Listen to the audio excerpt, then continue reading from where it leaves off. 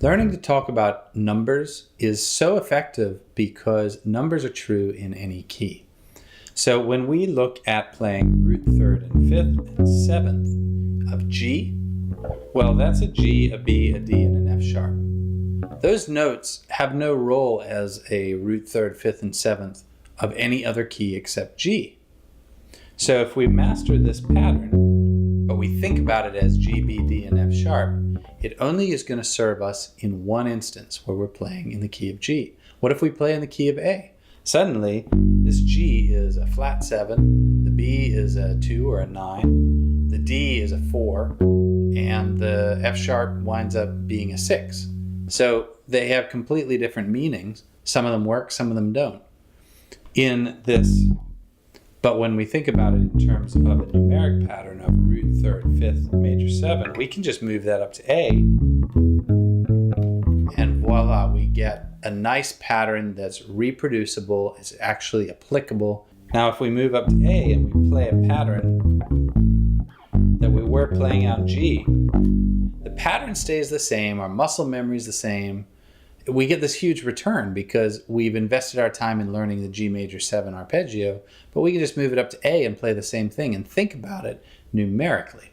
Think that we're playing root third, fifth, and seventh, not thinking of note names. So again, to summarize, the value of talking about numbers, and this is true of chords as well, is that they're true in any key. If we want to play a 1-4-5 progression, that's talking about chords in terms of numbers, and we do that in G, well, we're going to be playing some kind of G, some kind of C, and some kind of D.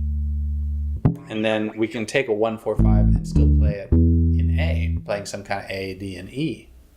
But thinking in terms of numbers, it's the same in every key, no matter what key I move to. So learn to think in numbers. That's why I recommend it throughout this course. And this course is kind of designed to help you as a bass player start to think about everything in terms of numbers. We're going to talk about chords as Roman numerals. We're going to talk about individual scale degrees as just simple numbers. One is commonly also called the root. And once you get used to this method of thinking about music and pitch in terms of numbers and relationships and intervals, suddenly all the patterns become very clear, where they were kind of obscured and hidden if you are only thinking about note names. So I encourage you at all turns, at all costs, please use numbers. Learn to think in terms of numbers. Learn to play in terms of numbers, not in terms of note names. If you have more classical training in music, of course, knowing note names, if you're fluent in them, that's fine. I use note names. I've had a lot of academic background and I'm very familiar with note names, so for me the two are kind of interchangeable. But I've found overwhelmingly that when I'm teaching students, that when I talk about intervals and get them to think in terms of intervals, then their playing, their ability to improvise takes off way faster than if I teach them note names. So if you know note names and they're totally fluent for you, that's fine. You don't have to worry too much about relying on those from time to time. I still think that you'll have to look at numbers if you want to really digest and comprehend the patterns that I'm describing in this course.